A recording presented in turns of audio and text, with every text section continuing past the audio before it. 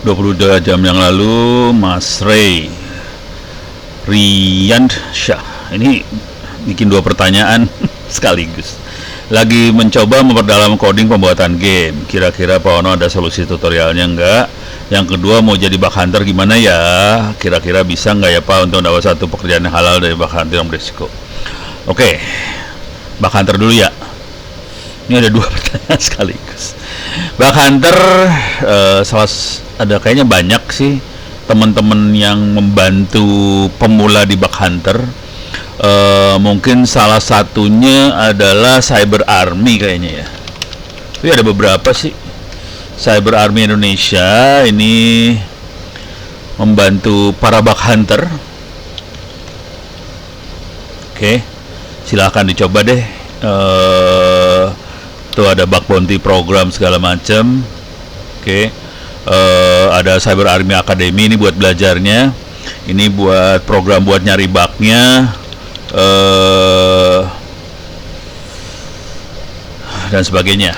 Jadi lumayan bagus sih Cyber Army. Anda bisa daftar. Saya sendiri nggak pernah daftar. Kita perusahaan atau Anda jadi bug hunter. Jadi kayaknya ini dua-duanya didaftar ya. Perusahaan yang pengen dites sama yang mau jadi bug hunter, dua-duanya daftar, dan ada program buat belajar segala macam. Oke. Mas Giring nih yang ngerjain bagus, dan teman-temannya lah ya. Silakan dikerjakan. Tapi ada beberapa sih, bukan hanya Cyber Army, tapi ini termasuk yang baik lah Cyber Army. Oke. Ini urusan bug hunter. Oke. Sekarang urusan memperdalam coding pembuatan game. Cara yang paling gampang gini, kalau mau coding berarti konsekuensinya harus lihat source code. Tapi anak saya jurusan game di BINUS itu butuh waktu 3,5 tahun buat lulus. Jadi itu bukan kerjaan gampang juga buat bikin game sebenarnya ya. Tapi kalau Anda mau loncat, mau belajar bikin game, silahkan coba masuk ke GitHub. Oke, ini GitHub, cari aja kata kuncinya game, pasti bejibun dah. Ini ada 1,5 juta source code game. Wah, pokoknya bukan source code repository, bisa source code, bisa dokumentasi, bisa segala macam. Ini ada online JavaScript 2D medieval RPG. Ini ada yang bahasa Cina kagak ngerti apa. Simple game in Python, Pygame. Banyak banget. Jadi source code-nya jutaan, Anda tinggal milih mau bahasa apa. Sebagian besar Java, Python sedikit. Sebenarnya Java dan C, Python, C++. Jadi kita bisa lihat bahasa yang dipakai banyaknya Java, C, sama Python. Itu ya. Kalau Anda klik salah satu ini, saya klik aja sembarangan, Anda akan bisa lihat source code-nya sih. Coba bisa masuk ke, biasanya ada update compile shader file. Ada yang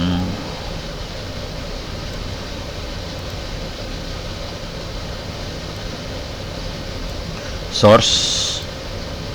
Ini udah source nih, masuknya ke source. Nah, ini gamenya kelihatan C++ ini bahasanya. Waduh, masuknya banyak banget ya.